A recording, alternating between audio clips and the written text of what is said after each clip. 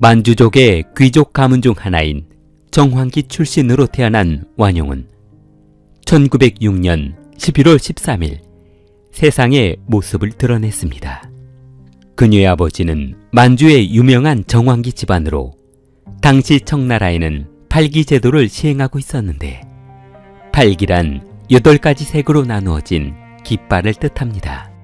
8개의 깃발은 정황기, 정백기, 정홍기, 정남기, 양황기, 양백기, 양홍기, 양남기로 각기 다른 색상을 하고 있는데, 그 중에서 정황기는 가장 높은 지위에 있는 귀족이 가지고 있었던 깃발이었습니다. 여기에서 정황기의 정자는 발을정을 뜻하고, 황은 누를 황의 노란색, 즉 황제만 입을 수 있다는 색상의 노란색 깃발이었기 때문에 황제가 직접 통솔하는 기 중 하나였으며 황실과 아주 밀접한 관계가 있는 부대였습니다.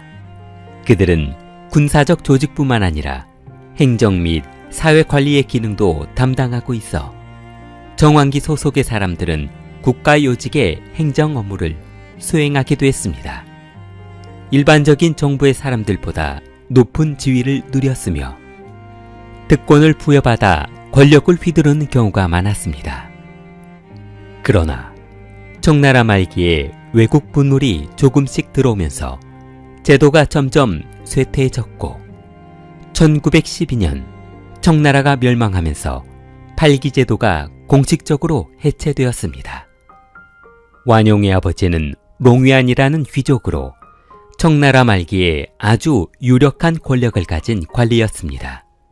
뿐만 아니라 완용의 증조부 장소는 청나라 3대 왕조의 중요 관리로 현재 길림성 지역의 장군으로 임명되어 북동지역과 국경지역을 통괄하는 황제로부터 인정받는 몇 안 되는 장군이었습니다. 어머니 허양은 정부 서화자의 손녀이자 위층의 넷째 딸이었습니다.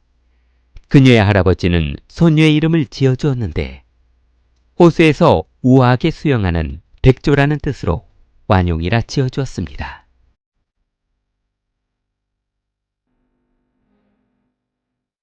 (1908년) 부위가 청나라 마지막 황제로 즉위하고 결혼할 나이가 되자 청나라 전통으로 내려오는 방법으로 황후를 선발하게 되었는데, 황후의 선발 자격이 되는 것은 아주 까다로울 뿐만 아니라 어려운 과정을 거쳐야만 했습니다.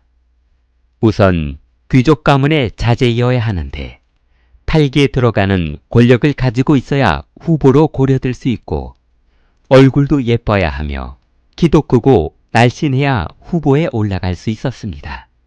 특히 아버지의 지위가 얼마나 높은가 하는 것도 중요한 변수로 작용했습니다.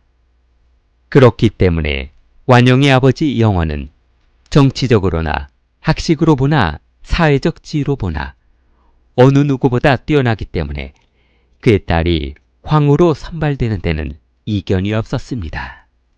완용은 아주 어린 시절부터 교육을 잘 받아 총명할 뿐만 아니라 16세에는 예술적 재능도 뛰어났고 전통적 교육과 서양식 교육을 모두 받은 아주 교양 있는 여성이었습니다. 아버지의 권력과 딸이 가지고 있는 재능은 황후로 선택되는데 아주 큰 장점으로 작용했습니다. 1922년 만 16세가 된 완용은 황후를 뽑는다는 선발대회에 출전해 당연히 황후로 선발될 것이라고 생각했지만 황실에서 선택한 1순위는 문수라는 귀족의 딸이었습니다. 문수는 아주 차분한 성격에 단아하고 배운 것이 많은 여성이었는데 책도 많이 읽었을 뿐만 아니라 쉬는 시간에는 바느질로 술을 놓는 취미를 가지고 있어 황실에서 아주 좋은 점수를 주었습니다. 부위의 성격이 그렇게 활발한 것도 아니고 말을 나서서 하는 성격이 아니었기 때문에 황제의 옆에서 내조를 잘할 것 같은 인상이 깊었기 때문에 1순위로 올랐습니다. 그러나 당시 이런 사실은 완용도 모르고 문수도 모르는 일로 당강 황귀비의 의견에 따라 1순위와 2순위가 뒤바뀌어 버리게 된 것이었습니다. 황귀비의 결정으로 두 사람의 인생이 뒤바뀌게 되어 완용은 황후로, 문수는 숙비로 궁에 들어가게 되었습니다. 1922년 12월 1일 청나라 마지막 황제 부의의 결혼식이 거행된 날, 그는 비록 퇴위한 지 11년이나 지났지만 예식장으로 지나가는 길은 황토를 뿌려 길을 만들었고 군경, 경비원, 군악대, 수십 대의 자동차, 그리고 황후를 태운 32인승 금빛 지붕을 한 가마는 광경을 지켜보는 수십만 명의 군중들에게 큰 인상을 주었습니다. 1922년 완용은 부의 황제와 결혼하면서 황후가 되었으나 당시 청나라는 공식적으로 멸망한 상태였기 때문에 명목상으로만 청나라의 마지막 황후로 남았습니다. 완용은 처음 생각했던 황후로서의 인생과 신혼 초기의 생활이 어긋나면서 깊은 고민에 빠지고 말았습니다. 당시에는 자금성에서 서양식 교육을 받았고 스코틀랜드 가정교사 레지날드 존스턴에 의해 영어로 교육을 받았으며 그 후에 미국인 가정교사 이사벨 인그넴으로부터 영어 회화와 서양 사회의 문명에 대한 교육을 받으며 생활했습니다. 호기심이 많았던 그녀는 이사벨과 밤늦게까지 공부하는 날이 많았고 밤늦게까지 할 일이 없었던 부인은 그녀가 공부하는 공부방에 전화를 걸어 장난을 치곤 했습니다. 그러나 황실에서는 시간이 지나도 아이가 생기지 않은 완용에게 눈치를 주었고 부이 또한 대를 이어야 하는 아들을 낳지 않는 그녀를 홀대하기 시작했습니다. 부이의 장난기는 점점 사라졌고 가끔 화를 내다 그녀를 무시하면서 사이가 멀어지고 말았습니다. 급기야 두 사람은 한 식탁에서 식사를 하지 않고 다른 곳에서 따로 식사를 했으며 잠자리도 같이 하지 않게 되었습니다. 시간이 흐르면서 완용의 성격은 난폭해졌고 물건을 마구 집어던지며 히스테리 증세를 보이기 시작했습니다. 하녀들은 완용의 비율을 맞춰주기 위해 최선을 다해봤으나 어떠한 행동도 그녀를 만족시킬 수는 없었습니다.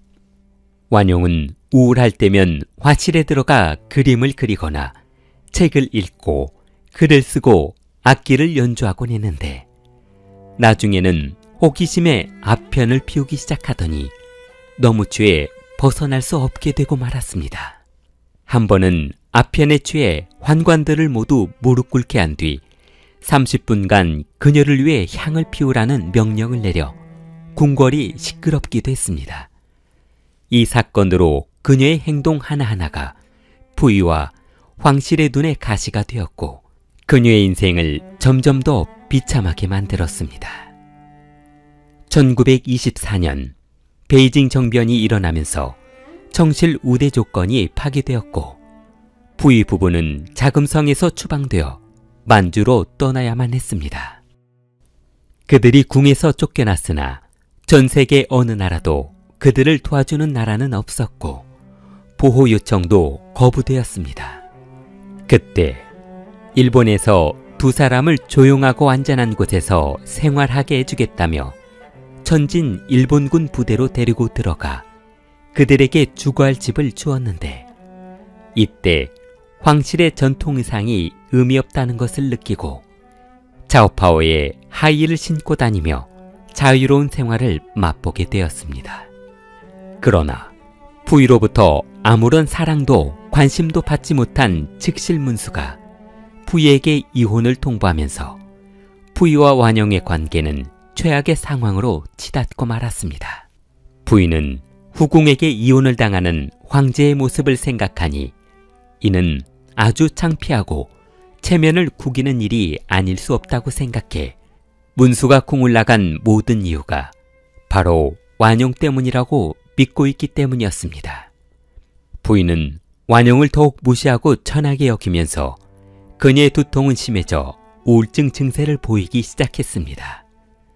결국 두통을 해결하기 위해 다시 아편에 손을 대기 시작한 그녀는 중독 증상을 보이며 심각한 상태에 빠지고 말았습니다. 1931년 말 일본군은 부에게 명령해 완용을 만주로 데려와 살도록 했는데 1932년 1월 완용은 일본군의 속임수에 걸려들어 우순으로 이동하던 중 부위를 만나 재회했습니다. 그러나 이때 부위는 일본군의 꼭두가시가 되어 있던 상황이어서 완용 또한 일본군의 명령에 따라야만 했고 부위와 함께 장춘으로 이동하던 완용은 일본의 감시 아래 생활해야 했는데 화장실에 가는 것도 허락을 받아야 했으며 문 밖으로 나가는 것조차 산책하는 것조차 허락을 받아야 했습니다. 시간이 지날수록 그녀는 비참해졌고 황후의 인생이 하녀보다 못한 인생으로 살아야 한다는 비통함에 탈출을 시도했는데 완용은 황국에서 같이 지내던 부의 동생 푸걸에게 부탁해 탈출을 계획했습니다. 어차피 황제 부인은 일본군의 감시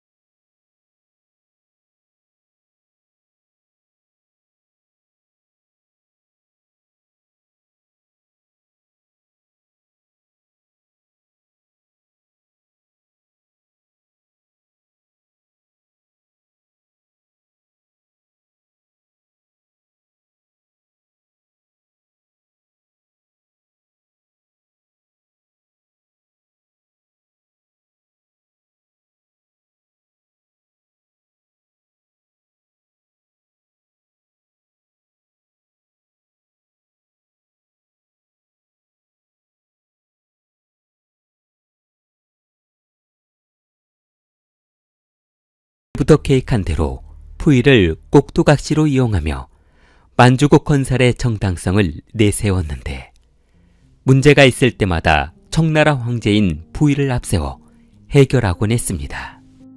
부위가 만주로 떠났으나 천진에 남아있겠다며 그와 같이 만주로 가지 않았던 완용은 그곳에서 아편에 취해 살고 있었는데 부위는 그래도 명색이 황제인데 행사 때 황후가 없으면 권위가 서지 않아 거짓말로 황실 측근이 사망했으니 장례식에 참석해달라는 부고장을 보내 만주로 돌아올 수 있게 했습니다. 2년간 집정을 거친 부인은 1934년 3월에 다시 황제에 즉위하지만 아편에 중독되어 있는 완영이 황후에 오를 자격이 없다는 관동군의 반대에 심적 고통을 받았으나 12일에 치러진 만주국 황제축제에 참석하면서 황후로 인정받게 되었습니다. 그러나 2년 전 부이가 장춘에 도착하면서 17세 소녀 타놀링이라는 후궁을 선발해 들임으로써 그녀는 부이와 아주 친밀한 관계로 지내고 있었기 때문에 아편 중독에 쩔어 있다는 완영이 이제 와서 부이의 눈에 들리는 없었습니다. 부이는 타놀링에게 샹고린이라는 이름을 하사하고 매일 밤 그녀와 함께 했습니다. 사랑하는 사람의 눈길 한번 받지 못한 그녀는 자신을 찾아오지 않는 부이 때문에 매일 우울해 있었고 기분의 기복이 심해졌습니다. 그가 매일 밤 후궁과 같이 지내면서 자신에게는 종보다 못한 대우를 해주고 있다는 것을 생각하니 지금 당장이라도 궁을 나가고 싶은 생각뿐이었습니다. 어떻게든 타놀링을 궁에서 나가게 해야겠다는 생각뿐이었고 그러다 보니 매일 타놀링을 저주하게 되었습니다. 4년 뒤 그녀의 저주가 통했는지 알 수는 없으나 타놀링은 22세 나이에 알 수 없는 병으로 사망하고 말았습니다. 부인은 그녀의 시신을 21일 동안 궁궐 뒤에 보관하고 장례식을 거대하게 치러주었습니다. 반면 폐쇄된 생활을 지속하던 완영은 다시 아편에 손을 대면서 아편 중독에 빠지고 말았습니다.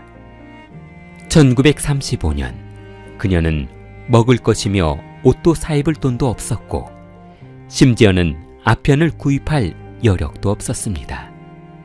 그러자 그때를 놓치지 않았던 일본인 장교가 완영의 오빠에게 보직을 주겠다는 약속을 하면서 그녀와 잠자리를 같이 하는 것을 묵인해달라는 거래를 했습니다. 그러자 완영의 친오빠는 그의 거래를 들어주었고 얼마 후 완영은 임신하고 말았습니다. 영화나 소설에서는 만주족 운전기사와 불륜으로 사생아를 낳았다고 되어 있으나 지옥적인 역사의 치부를 드러내지 않기 위한 방법이었습니다. 부인은 그녀가 임신하자 단 한 번도 잠자리를 같이 한 적이 없는 완영이 임신했다는 소식을 듣고 황후가 그동안 자신 몰래 외도를 하고 있었다고 생각했습니다. 부위의 분노는 극에 달했고 완영을 백궁전으로 추방시켜 출산할 때까지 기다리고 있었습니다. 그러나 출산할 때까지 기다릴 수 없었던 부인은 천진에 있는 독일인 의학 박사 바이를 불러 강제로 수술을 시켰습니다. 역사의 기록에는 수술실에 들어간 그녀의 오빠가 그것을 들고 서안 남쪽 경비원 기숙사 근처 보일러실로 들어가는 모습이 마지막 모습이었다고 기록되어 있습니다. 사람들은 완영이 딸을 출산하자 부인은 화로에 집어 던져버렸다 라고 기억하고 있습니다. 그러나 완영은 사망할 때까지 오빠가 자신의 딸을 잘 숨겨서 키워주고 있는 것으로 알고 죽을 때까지 오빠에게 생활비를 보내주었다고 합니다. 이 내용은 나중에 완영의 하녀가 홍콩 신문에 꼭두각시 황궁이라는 내용을 기고하면서 밝혀진 내용입니다.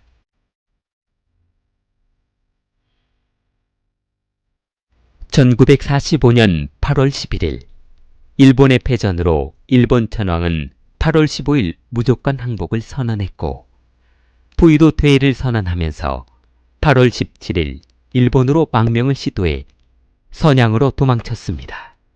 완영은 소련군에 체포되어 길림성 유치장에 수감되었는데 교도소에서 완영과 같이 생활했던 여성은 다음과 같이 기억하고 있습니다. 작은 창문으로 방 안을 들여다보면 그녀는 콘크리트 침대에서 굴러떨어져 바닥에 드러누워 있었고 며칠째 넣어준 식사는 손도 대지 않은 채 쌓여 있었다. 방 안에는 숨을 쉴 수 없을 정도의 악취가 났는데 아마도 며칠째 먹지 않은 음식이 썩은 냄새이며 그녀의 대소변이 섞여서 나는 악취 같았다. 또 다른 목격자는 황호는 독방에서 하루 종일 고함을 지르며 광기 가득한 사람처럼 펄쩍펄쩍 뛰었다. 그리고 널판지 위를 구르며 괴로워했다.